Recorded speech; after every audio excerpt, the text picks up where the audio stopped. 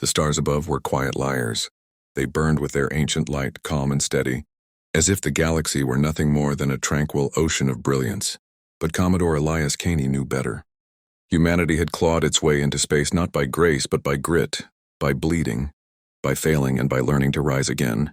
The great alien empires, the so-called firstborn races, looked down upon mankind with sneers, hidden behind jeweled crowns and silken councils. To them, Earth was a backwater, its fleets little more than salvaged scrap stitched together by desperate engineers. Yet in the silence of deep space, Elias understood a truth none of the elder species dared whisper. The galaxy was not ruled by those who began first, but by those who could endure longest. And humans had endured everything: famine, plague, endless war. Even the Earth itself had tried to kill them with storms, earthquakes, and poisoned skies. Yet they still lived. That legacy pulsed in his veins as he stood at the observation deck of the Resolute. Humanity's newest warship, it wasn't elegant nor was it beautiful. It was a beast of steel and scars, its armor plates uneven from being reforged from civilian haulers, its cannons recycled from mining rigs. But it was alive, a predator forged by necessity. Beyond the viewport drifted the vast fortress world of Caraxes, jewel of the Vare Dominion, an empire older than Earth's pyramids, and crueler than any tyrant in human history. Billions of slaves toiled in its mines. Millions died in its arenas, all beneath the cold gaze of their crystalline masters. Elias clenched his fist. Tonight that silence among the stars would be broken. Humanity was done bowing, done begging, done hiding. The firstborn had words for every predator in the galaxy, except one. They had no word for the creature humanity had become, wolves in the void. And the wolves were hungry. The briefing chamber of the Resolute thrummed with low red light, every console pulsing like the heartbeat of some slumbering beast. Officers and soldiers crowded the metal benches, their uniforms mismatched, some stitched from old naval stock, others bare of insignia altogether. Humanity had not yet built traditions of grandeur like the Dominion or the Solari Accord. What they had was hunger, unity, and the iron will to fight. Commodore Elias Caney stood at the center table, his scarred hands pressed against the flickering holomap of Caraxes. The fortress world spun slowly in ghostly blue, surrounded by orbital defense rings, shield platforms, and the cold glitter of thousands of Vare ships. The alien empire had stood unchallenged for millennia. No race had dared to strike at its heart, but now humanity would do the unthinkable. "We're not here to win a battle," Caney said, his voice rough but steady, cutting through the silence like a blade. "We're here to start a fire." Eyes locked on him, faces gaunt, tired but blazing with determination. He pointed to the map, where a pulsing red line cut through the Dominion's defenses. We slip past their patrols using the debris field. Once we're inside orbit, we break open their slave pits, arm the workers, spread chaos. The Vare feed on fear and obedience, strip that away, and their empire rots from within. Some officers exchanged uneasy glances. Attacking Caraxes directly was suicide. Even one of its fleet stations could reduce the Resolute and her escorts to slag. Yet no one spoke against him. They all knew the truth. Humanity had no choice but to gamble. Every year, more worlds were being stripped, more colonies swallowed by alien rule. If they hesitated now, Earth itself would one day kneel beneath the crystalline boots of the Dominion. "We'll never match their numbers, never match their fleets," Caney continued, his eyes burning. "But they've forgotten how to fight wolves. We strike where they're weakest, where their arrogance blinds them." A low murmur of approval swept the room, soldiers pounding fists against metal. At the far end of the table, Lieutenant Maraveus leaned forward, her dark eyes fixed on the hollow. "And if we fail?" she asked, not in doubt but in challenge. Caney met her gaze.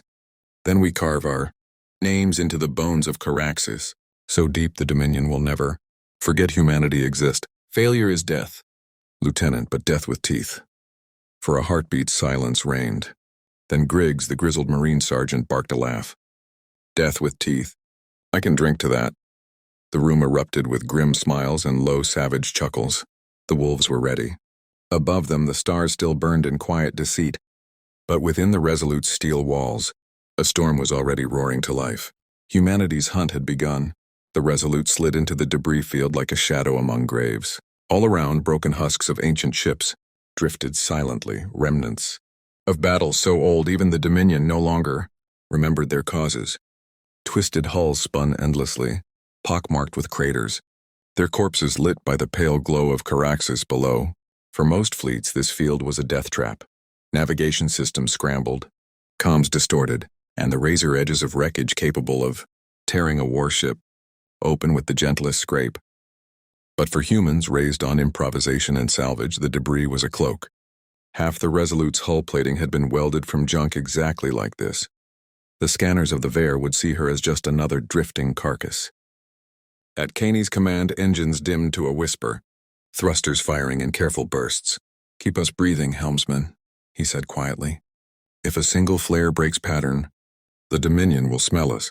The helmsman, a thin, pale boy barely 20, nodded with clenched jaw.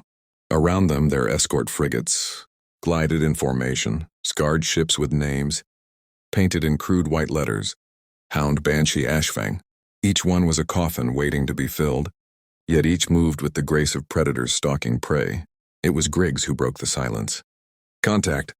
3 bogies at 2 o'clock. Thur." Hollow lit up with the spectral outlines of crystalline Dominion patrol craft, sleek, angular, glimmering like shards of glass. Their sensors swept like searching eyes across the field. Every beam a potential death sentence.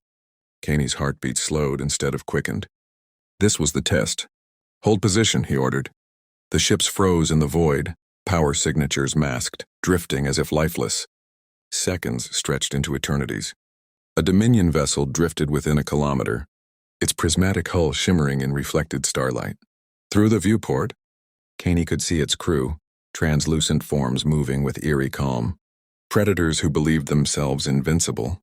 He whispered almost to himself, "Look closely, you crystalline bastards. See if you can tell a wolf from a corpse." For a moment it seemed the ruse had worked. The patrol began to arc away. Then a pulse of golden light lanced.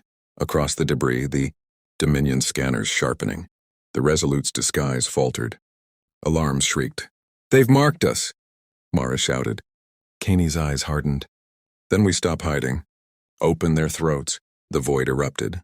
Human ships ignited engines, streaking from the graveyard like demons.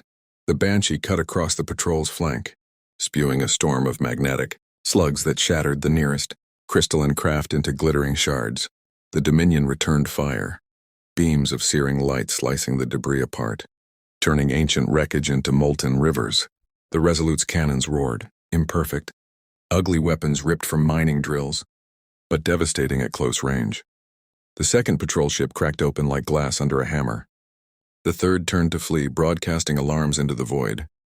Caney's fist slammed the console. No survivors. Not one. The Hound surged forward, grappling harpoons latching onto the Dominion ship, dragging it down. Marines poured fire into its hull until silence claimed it. When the last shard drifted lifeless, Caney exhaled slowly. The wolves had howled and the Dominion had heard. There would be no turning back now. Caraxes was awake. The skies of Caraxes split like torn flesh as the Resolute and her escorts pierced the atmosphere. Fire licked their hulls, plasma sheathing them in burning veils that turned night into false dawn.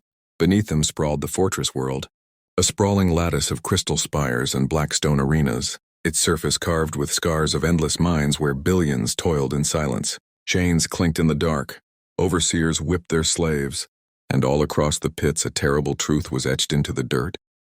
This was a world built on broken backs. Caney's voice crackled over the comms, grim and sharp. No turning back. We cut their chains, or we die trying. Dropships tore free from the Resolute's flanks, ugly steel beasts howling as they dove. Marines packed shoulder to shoulder, weapons clutched in white-knuckled fists, eyes locked forward. Among them, Griggs stood with his shotgun across his chest, teeth bared in something between a grin and a snarl. "Remember, boys," he growled, "the Vare don't bleed red, but they sure as hell scream." The dropships punched through anti-air fire, shards of searing light tearing holes in the sky. One craft spun away in flames, vanishing into the mines below. Another made it through, then another. Humanity was planting its teeth.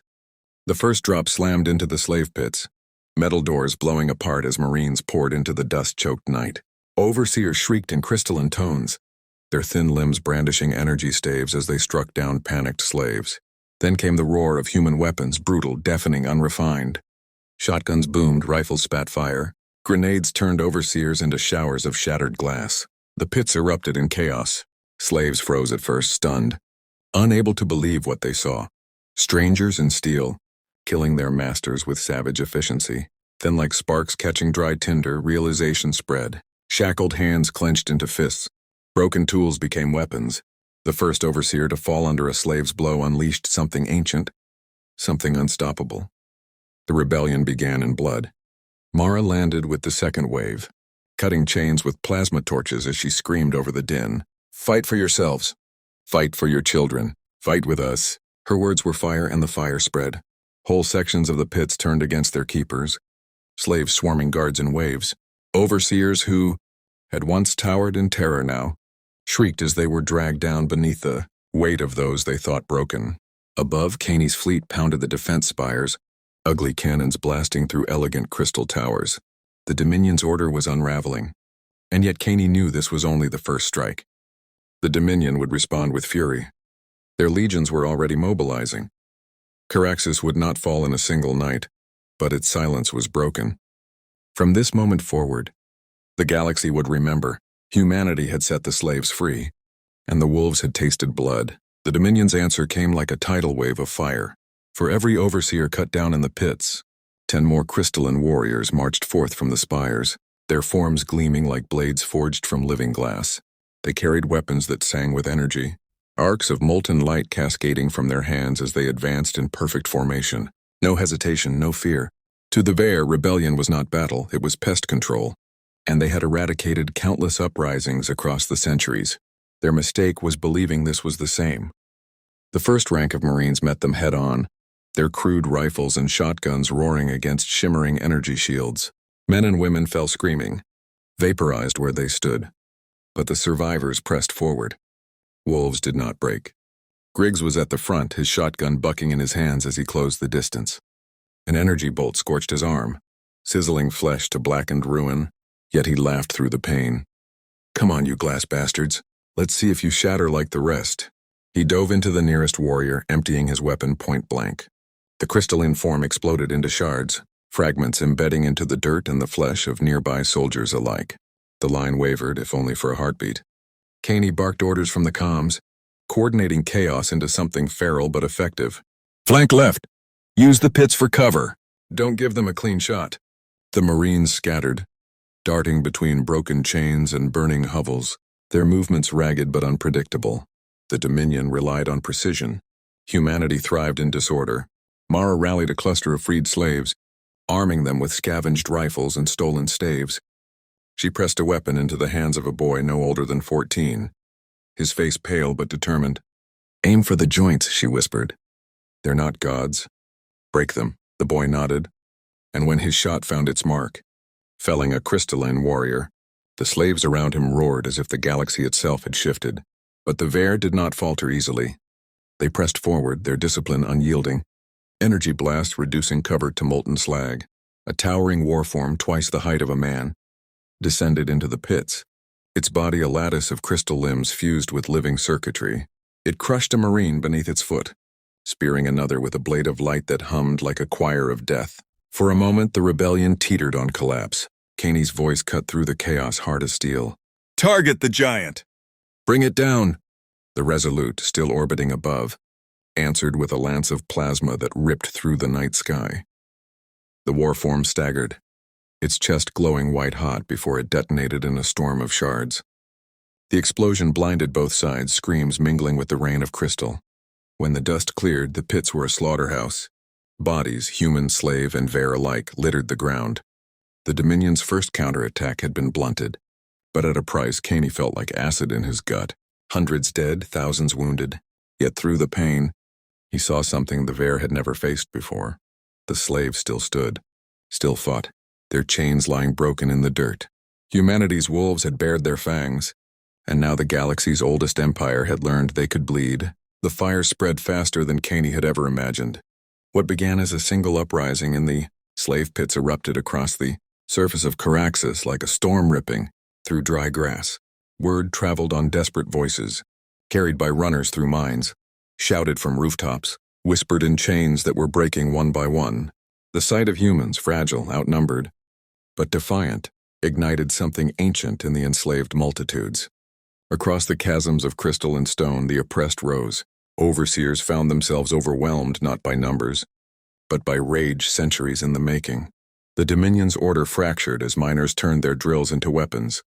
As gladiators once forced to fight for spectacle turned their skills upon their masters. Everywhere Caney's Marines moved, more slaves joined them, a tide of fury swelling beyond control. From orbit, the Resolute and her escorts battered defense stations, their guns pounding crystalline spires into collapsing ruins. Yet Caney's eyes remained fixed not on the enemy's response, but on the uprising itself. The wolves were howling, but wolves did not always distinguish between prey and master. Reports flooded in, freed slaves turning on one another, old tribal hatreds resurfacing in the chaos. Mara's voice crackled over the comms, her tone strained.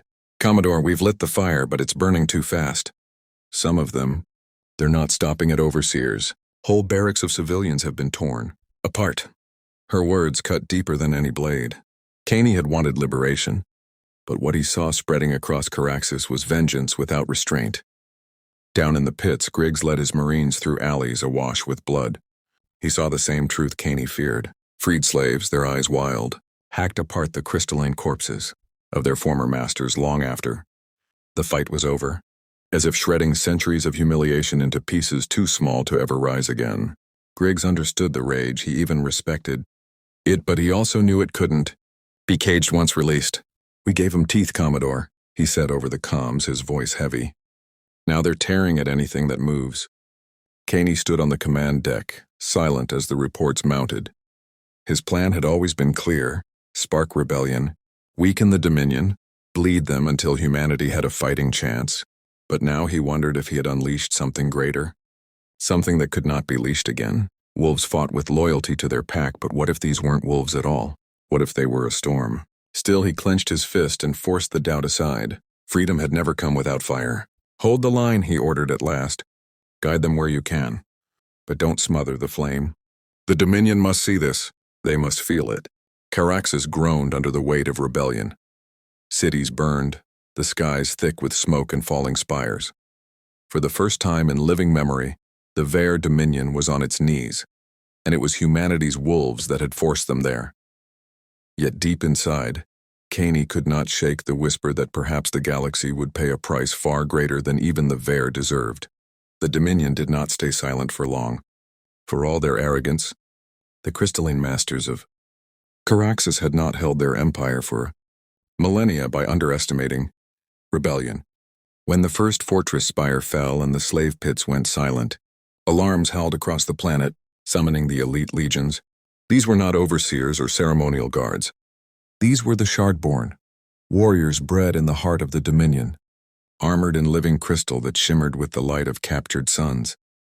They descended upon the burning districts like blades falling from the heavens, their formations perfect, their discipline unshaken by the chaos around them. Where they marched, the tide of freed slaves broke like water on stone. Caney watched the unfolding counterattack from the Resolute's command deck, his jaw tight. Holographic feeds displayed streets awash with fire, then cut to brutal precision, Shardborn units cleaving through rebels with inhuman speed. Weapons that should have shattered against their crystalline plating were useless. Mara's voice echoed across the bridge, sharp with urgency. "Commodore, the wolves are scattering. They're not soldiers, they can't hold against this." Caney slammed a fist against the console. He knew she was right. The slaves had fury, but fury could not withstand discipline sharpened over centuries. This was the moment where the rebellion would either collapse into ash or transform into something far greater. On the ground, Griggs saw the nightmare firsthand. His Marines fought tooth and nail, but every inch was a slaughter. The Shardborn moved like a single organism, their spears of pure energy piercing through walls and men alike. He dragged one of his sergeants back from the brink, his rifle nearly melted from overuse. "They're not soldiers," Griggs spat into the comms. "They're executioners." Around him, the freed slaves screamed, scattering in terror as the Shardborn advanced in gleaming phalanxes, their voices a chorus of cold song, each note resonating with the crystalline towers above. It was as if the planet itself had risen against them, but wolves did not retreat. Griggs barked orders, rallying the Marines and the few rebels who hadn't broken. They set ambushes in the alleys, buried explosives under collapsing crystal bridges, lured the Shardborn into choke points where numbers meant nothing. For every squad crushed, another rose, driven not by training but by desperation. Kaney's fleet above lent fire support, hammering, advancing. Dominion formations with orbital strikes that turned city blocks into molten glass. Still the Shardborn advanced, relentless, unyielding. Back on the Resolute, Kaney's mind churned. This wasn't just a counterattack, it was a message. The Dominion was showing humanity, and every freed slave that rebellion would be, crushed with surgical precision, no matter the cost. Yet in that cold, merciless display, Kaney saw an opportunity. The Shardborn had gathered in massed formations, their arrogance making them predictable. "Mara," he said, his voice low but steady. "Prep the strike teams. If they want to fight like gods, then let's remind them what mortals can do when cornered." His eyes burned as the battle raged below. The wolves had found their rival in the Shardborn. Now they would see who would bleed first. Kaney had seen enough wars to know that discipline could be both a weapon and a weakness. The Shardborn moved like a single body, flawless in their unity, their crystal shields locking together, their energy spears thrusting in perfect rhythm. It made them terrifying, but it also made them predictable. Wolves did not charge walls. They tore at the cracks, harried the flanks, and turned order into chaos. Standing tall on the command deck of the Resolute, Kaney outlined his plan with the precision of a blade. "We don't fight them where they're strongest," he said, his voice carrying across every Marine channel. "We bleed them where they're blind. Cut their tendons, not their throat. Break the formation and the wolf pack will do the rest." Mara's eyes glimmered with fierce approval as she relayed targeting coordinates. Soon the Resolute's cannons rotated with cold purpose, not toward the Shardborn themselves, but toward the towering crystal spires they used as cover. Orbital strikes lanced downward, shearing through bridges, collapsing plazas, and turning carefully laid avenues into jagged death traps. What had once been pathways for perfect formations became shattered mazes. The Shardborn adjusted with mechanical precision, but their cohesion faltered, as units were forced to split and weave through the chaos. That was when Kaney unleashed the wolves. On the ground, Griggs and his Marines became shadows. They struck from above and below, from tunnels and rooftops, never engaging the Shardborn head-on. Snipers targeted officers whose crystalline crests marked command. Explosives detonated in their flanks. Rebels swarmed from alleys to drag isolated warriors down in a frenzy of blood and fury. For the first time, the perfect song of the Shardborn wavered. Their chorus broke into dissonant notes as formation discipline collapsed. And in that fracture, humanity sank its teeth. Griggs led one such strike himself, hurling grenades that blasted a squad from their gleaming phalanx. His Marines rushed the breach, driving bayonets into joints where crystal armor was weakest. Around him, freed slaves howled like beasts, wielding pickaxes, chains, and scavenged rifles. It was ugly, brutal, nothing like the clean precision of the Dominion legions, but it was working. "Commodore!" Griggs roared into the comms, voice ragged with triumph. "We're making them bleed." Yet even as victories stacked, Kaney felt the weight of the gamble. Every orbital strike risked crushing the very people he sought to free. Every ambush claimed lives of rebels too undisciplined to retreat on command. He knew the wolves were savage, but savagery could spiral. Still, this was the cost of freedom, and Kaney had already accepted the ledger would run red. He leaned forward, eyes locked on the unfolding battle. "Push harder," he ordered. "Keep them scattered. Once their song is broken, it can never be sung again." And so it was. The perfect rhythm of the Shardborn faltered under the storm of wolves. Smoke choked the sky.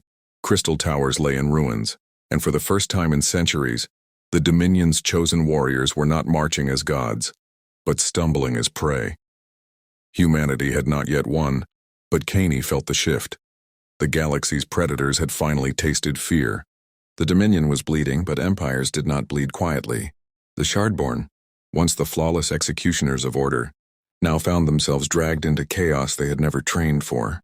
Yet the crystalline masters of Caraxes had long prepared for the possibility of a world in flames. From the depths of the fortress world, sealed vaults groaned open, releasing weapons that had not seen the light of stars in centuries. Kaney saw it first in the flicker of his tactical displays, vast, pulsing signatures rising from beneath the planet's crust. At first he thought they were reinforcements, But then the feeds showed movement unlike any army. They were not soldiers at all. They were constructs, living shards of crystal, titanic golems born of Dominion technology fused with something older, darker. Each one towered above the battlefield, its body a lattice of glowing fractures, its heart pulsing like a captive star.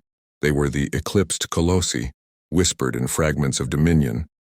Legend, city breakers, rebellion killers. And now they were awake. From orbit, Caney and his crew watched in grim silence as one of the colossi strode into a burning district.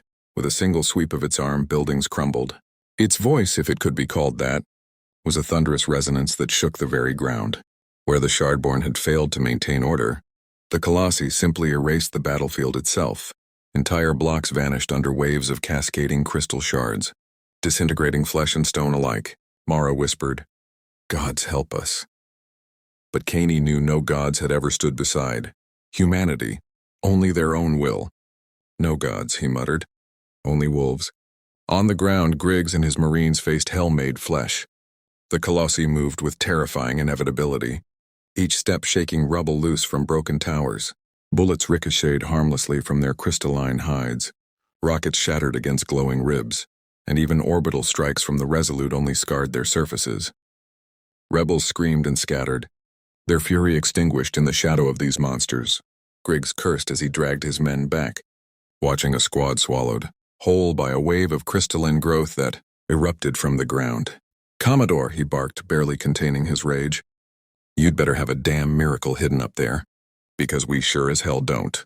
Caney's mind raced. The wolves had learned to bleed the Shardborn, but this was something different. Humanity had fought predators, soldiers, tyrants, even worlds themselves, but never something so alien, so vast. For a moment, doubt gnawed at him, the thought that perhaps this was the end. But then, as the colossi loomed larger in the feeds, he saw their rhythm, their structure. They were powerful, but not invincible. They moved like machines guided by resonance, their steps echoing through crystal networks. "Mara," he said slowly, "they're not just weapons. They're tied to the planet itself." His eyes sharpened. "And anything tied to a planet can be broken if you strike hard enough." The wolves had faced gods before, and gods had always fallen. Now standing against these living titans, Caney, prepared to show the Dominion and the galaxy that even colossi could be hunted. The tactical feed was a blur of chaos, streets collapsing, rebels scattering, marines calling for aid as the colossi carved swaths of destruction across Caraxes. Every strike of their crystalline limbs resonated through the planet like a drumbeat, shaking foundations, toppling towers. Caney stood motionless for a long moment on the bridge of the Resolute, his hands clasped behind his back, his eyes fixed on the pattern. To most, it was doom incarnate. To him, it was a rhythm, an echo that betrayed the truth of these monstrosities.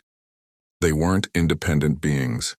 They were extensions of the Dominion's fortress world, amplifiers of the crystalline lattice that laced beneath Caraxes' crust. They were the planet given form and fury, and if the planet itself powered them, then the key to destroying them was not to fight them directly, but to break the lattice that fed them life. "Target their hearts and you'll waste ammunition," Caney said, his voice steady despite the horror surrounding them. "But cut the current and the light dies." Mara turned toward him, disbelief flashing in her eyes. "Commodore, you're suggesting we detonate charges beneath the surface. That's suicide. Half the city would collapse, maybe more." Caney didn't flinch. "Cities can be rebuilt.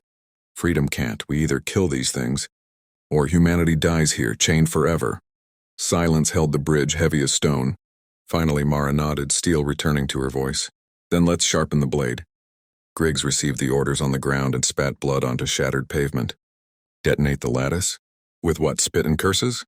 But even as he snarled, he knew Caney's instincts were right. He had fought beside the Commodore long enough to recognize the edge in his tone, that uncanny ability to see patterns where others only saw chaos. "Fine," Griggs growled. "Then give me the damn charges." Soon, squads of Marines and rebels alike were loaded with seismic warheads. Weapons never meant for open battle but for mining operations, each one capable of tearing tunnels apart. Their mission, dive into the heart of Caraxes' veins, plant explosives along the crystalline arteries, and cut the colossi off at the source.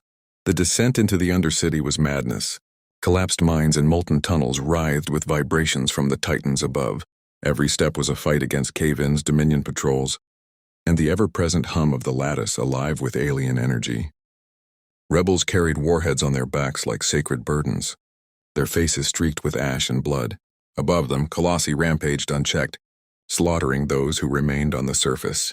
Every scream over the comms was a reminder of the stakes. Back on the Resolute, Caney whispered more to himself than to anyone else. This isn't about victory. It's about showing them the wolves can bite gods. His hand tightened on the console as if gripping the throat of the galaxy itself.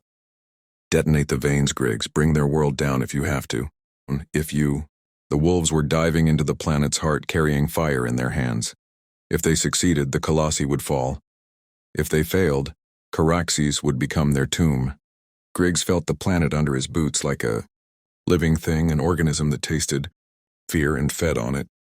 The undercity smelled of hot metal, oil, and old death.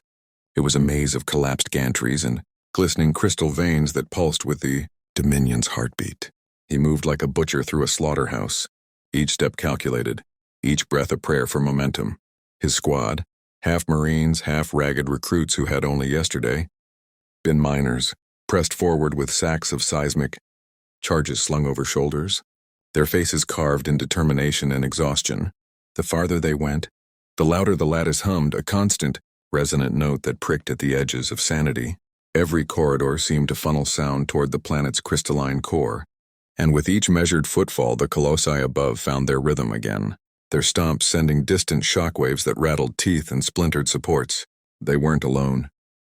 Dominion patrols prowled the veins, small, jackal-like skimmers and armored golems that scoured the tunnels with crystalline sensors, their voices a cold, singing chatter that echoed off the walls. Griggs watched a patrol sweep a junction, and then held his breath while a scavenged comm jammer hissed to life and swallowed their signature. Now, he mouthed. His men moved like shadows, cutting through the patrol with knives and close-quarters charges. Brutal, messy, horribly efficient. One of the miners, a woman named Rill who had been a cage laborer her entire life, shoved a demolition pack into the flank of a golem and bolted. The explosion filled the tunnel with choking dust and a rain of glass. When the smoke cleared, Rill stood panting, eyes bright with something like salvation. "We're close," she rasped. They planted charges in the arteries where the lattice bled most hot, junction nodes where crystal veins converged and throbbed with alien power. Each warhead was wired, a sequence of detonations, choreographed on a timer so precise it felt like conducting a funeral. Griggs had expected fear to crack his men.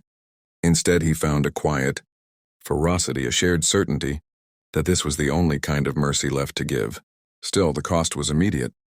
A secondary patrol ambushed them as they wired the third node. The corridor turned into a corridor of flame and reflected light. Griggs watched two of his best go down, Mada, who had been a father before the Dominion took his children, and Lhasa, who swore he'd die before he knelt.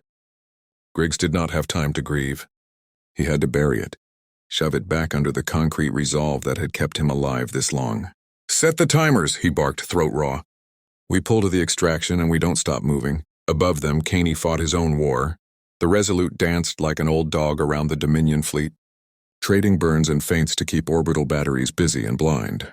He watched the tactical overlay with the same grim affection he reserved for the men on the ground, each icon a life pressed into a map of risk. He fed every available drone and precision, strike into the choke points where the Shardborn massed, breaking their formations again and again, so Griggs's teams could move unseen. Helmsmen screamed as missiles arced and broke, then relocked on targets. For every minute Caney bought the strike teams, sailors and pilots paid with blood. The comms were a chorus of pain and resolve, reports of ambushes, of narrow escapes, of hopeful voices that would not be heard again.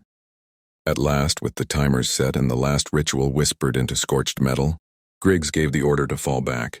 They moved like ghosts, limbs heavy with grief and cartridges, climbing toward daylight and the uncertain grace of survival. Behind them, the veins of the planet throbbed on, unaware of the calculus being set into motion deep beneath its skin. Griggs didn't look back, not once. He could feel the inevitability of what they'd done. Either those charges would rip the lattice apart and bring the colossi to knees, or they would bury them all in a grave of Caraxes making. Either way, the war they'd started would never be the same. When Griggs and his surviving strike teams burst from the Undercity into the ashen light of Caraxes, the world above was unrecognizable. Whole districts were nothing but jagged skeletons of crystal towers leaning over seas of fire. The sky itself was fractured, black, smoke rising in thick curtains, while orbital blasts scarred the horizon with burning trails. And amid this ruin strode the colossi, their titanic bodies pulsing with light, every movement sending vibrations through the ground. Like the heartbeat of an angry god, civilians and rebels alike scattered before them, their courage evaporating in the face of such monstrous inevitability. Yet Griggs didn't see despair, he saw opportunity. Each glowing titan shuddered faintly, the resonance they drew from the lattice below faltering where his teams had planted their charges. They were not gods. They were machines of empire, machines that could be broken. The extraction point was a cratered plaza, its edges glowing from recent orbital fire. Dropships swooped low, their hulls blackened, their engines screaming against Dominion fire. Griggs shoved his men forward, barking orders with the fury of a man who refused to let survival be a coin toss. Bodies were dragged, rifles fired on the run, and explosives discarded once their timers were set. Around them, Shardborn legions surged, their discipline restored as if they could sense the strike team's importance. Mara's voice rang over the comms from the Resolute. "Hold that plaza, Griggs. You've got 5 minutes until the detonations. 5 minutes or all of this is for nothing." 5 minutes in hell felt like a lifetime. Shardborn formations pressed forward in unbroken phalanxes, their crystalline spears hammering against human barricades.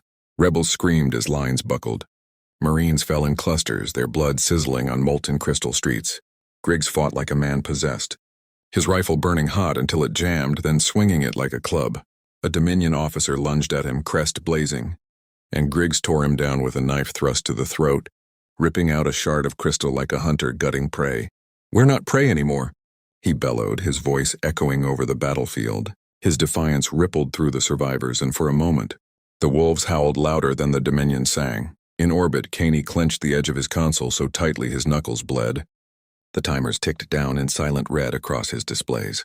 The Dominion fleet pressed hard against the Resolute and her escorts, driving them toward the planet's gravity well. Yet Caney refused to break formation. Every second mattered. "Buy them time," he ordered. "Even if it kills us." Dying meant little compared to failure. Humanity could not afford another broken rebellion, another scar across its history of survival. This was the knife edge where species lived or perished. At last, the Earth groaned like a wounded beast. The first charge detonated deep within the veins of Caraxes. The ground convulsed. Towers split open like rotten teeth, and the colossi staggered. Their song of resonance shattered, replaced by a discordant wail that shook the heavens. One by one, detonations rippled outward, each a hammer blow against the Dominion's heart. Griggs fell to his knees as shockwaves ripped across the plaza, the Shardborn formations crumbling with their world. Above, Caney whispered a single word through gritted teeth: "Fall." And for the first time, the gods of Caraxes obeyed. The colossi did not die quietly. When the seismic charges tore through the veins of Caraxes, the titans howled as though the planet itself were being flayed. Their crystalline bodies cracked from within, light searing through the fractures like molten rivers, until each giant was a walking star collapsing under its own fury. One by one they toppled, but their deaths were not victories, they were cataclysms. Whole districts vanished beneath their falling forms, shockwaves rolling outward like tidal surges of stone and fire. Bridges splintered, towers cascaded into one another, and the once mighty plazas of the Dominion were reduced to molten rubble. Rebels and Marines who had fought so hard for freedom now ran, trampled by the very destruction that was meant to liberate them. Wolves had bitten gods, but the gods had chosen to fall on their way down. Griggs staggered through the chaos, his helmet cracked, blood streaming down one side of his face. Around him, his squad was barely holding together, half-carried wounds, half-carried others. Every step was a gamble. As the ground split into jagged canyons, glowing with alien light, Rill, the miner who had planted the charge, fell to her knees beside him, her eyes wide at the devastation. "We've killed them," she gasped, voice trembling. "We've killed the world." Griggs pulled her up by the arm, his voice as sharp as broken glass. "No, we've killed their world. Now we make damn sure ours survives it." He didn't know if he believed his own words, But survival had never been about belief. It had been about stubbornness, about refusing to die when death seemed certain. Above, Caney's bridge was a maelstrom of alarms. Shock waves from the detonations rippled into orbit, slamming against the Resolute's hull like fists of fire. The Dominion fleet reeled, its formations shattered by the collapse of their fortress world. But that victory came at a price. Fragments of crystal kilometers wide sheared free, flung upward into the void, turning the skies into fields of deadly shrapnel. Caney's helmsman swore as the ship danced through a storm of burning shards, each one capable of tearing them apart. Mara shouted reports over the din, communications collapsing, escort ships crippled, thousands of signals lost on the surface. Caney stared at the screens, his jaw rigid. This wasn't liberation. This was survival bought at the price of apocalypse. Yet amid the chaos, one truth blazed brighter than any fire. The Dominion bled. Their invincible colossi lay in ruins, their fortress world cracked and groaning, their shard-born legions scattered, stripped of their perfect rhythm. For the first time in living memory, slaves looked at their masters and saw not gods, not executioners, but mortals who could be killed. Caney's voice carried over the comms like iron striking stone. "Wolves," he said, his words trembling through static and fury. "The giants have fallen, now rise. Rise and finish what we started." And across the broken world, in the choking smoke and fractured streets, the howl of humanity rose again, not as prey, not as rebels, but as a force the galaxy had no word for. The Dominion was wounded, but predators lashed hardest when cornered. Even as the colossi fell and Caraxes cracked beneath its own bones, the surviving Dominion fleet rallied above the planet, their shimmering warships, each shaped like a jagged spear of light, reformed into kill formations. They were not trying to save Caraxes anymore. They were trying to erase it and everyone upon it. Caney watched in grim silence as energy readings spiked across his tactical screens. Orbital lances, weapons designed to scour entire continents, charged with a brilliance that turned night into day. Mara's face was pale under the glow of the displays. "They're going to glass the surface, Commodore. Everyone, rebels, civilians, our own Marines, they'll burn everything rather than let us keep it." The bridge of the Resolute fell quiet, every sailor knowing what such a barrage meant. Billions could die in minutes. Caney clenched his teeth, his mind racing. He had always known the Dominion was ruthless, but this was annihilation, a final attempt to drown wolves in fire. His instincts screamed to dive the Resolute forward, to break their line, to hurl every torpedo and round into those ships before they fired. But to do that meant leaving the surface unshielded, abandoning Griggs and every soul still fighting below. Mara caught his eye, her voice like a knife. "You can't save both. You have to choose." Down in the ruins, Griggs knew nothing of orbital lances. But he didn't need a tactical display to feel doom gathering in the skies. The air shimmered unnaturally, the ground buzzing with the resonance of power far greater than bombs or artillery. His squad, ragged and bleeding, stared upward at the growing brilliance with hollow eyes. Rill whispered, "They're going to burn us all." Griggs spat blood into the dirt, his jaw set. "Then we'll make them choke on the smoke." He rallied his remaining fighters, dragging them to barricades, to rooftops, to firing lines that would never hold, but would make the Dominion bleed one last time. Caney's decision crystallized. Wolves did not abandon their pack. He slammed a fist onto the console, his voice steady though his insides burned. "All power to planetary shielding. Redirect every drone and cannon. We hold the surface, or we die with it." Engineers screamed in protest, warning the Resolute's generators could not withstand the drain. Caney only growled, then let it tear itself apart. This ship was built to bleed. The Resolute's engines flared white-hot, her shield projectors screaming as they expanded a shimmering barrier across the burning city below. The first orbital lance struck like a star falling. The shield buckled, the ship shuddered. Consoles exploded in sparks, but the ground below remained unscorched. The second lance followed, then the third, each impact rattling through Kane's bones. Crew were hurled from stations, alarms shrieked, and still the Commodore stood unbroken, his eyes locked on the firestorm above. "Hold," he whispered.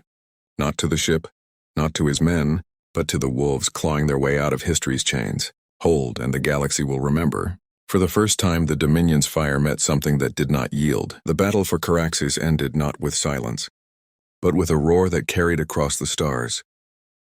The Dominion's orbital lances hammered down again and again, each strike shaking the Resolute to her core. But the ship refused to break. Her shields flickered, bled light, and screamed in agony, yet still they held. On the surface, Griggs and his surviving fighters stared in awe as firestorms meant to erase them broke like waves on invisible stone. For the first time in their lives, slaves watched the wrath of their masters falter, and in that hesitation, in that single flicker of doubt, the wolves pounced. Rebel banners rose from shattered rooftops. Rifles spat fire from burning alleys, and voices that once whispered in chains now screamed in defiance. Caraxes, once the Dominion's unassailable citadel, became the birthplace of rebellion. High above, the Dominion fleet reeled. Their captains, bred to rule without challenge, found themselves staring at the impossible, a human ship shielding an entire city against weapons that had broken worlds. Fear, sharp and alien, crept into their ranks. Caney saw it in the way their formations faltered, in the hesitation of their gunners. He pressed the advantage with a predator's instinct. All batteries fire for their throats, he ordered. Torpedoes streaked outward, railguns spat molten fury, and the Resolute led her battered escorts into a charge that split the Dominion's line. For every human ship that burned, 3 Dominion cruisers followed. The wolves had drawn blood, and the scent drove them mad with resolve. The colossi were gone. Caraxes was crumbling. Dominion fleets were scattering under blows they once thought beneath notice. The impossible had been done not by gods or legends, but by miners with stolen rifles, by Marines with scars instead of medals, by a Commodore who refused to abandon his pack. The galaxy watched, through hidden broadcasts and smuggled signals, as the myth of Dominion invincibility shattered. Worlds that had bowed in silence now whispered of revolt. Chains long thought eternal began to rust. In the shadows of alien palaces, slaves looked skyward and felt, for the first time, that they were not alone. On the bridge of the Resolute, Caney stood among the wreckage of his ship, smoke curling from shattered consoles, blood on his hands and face.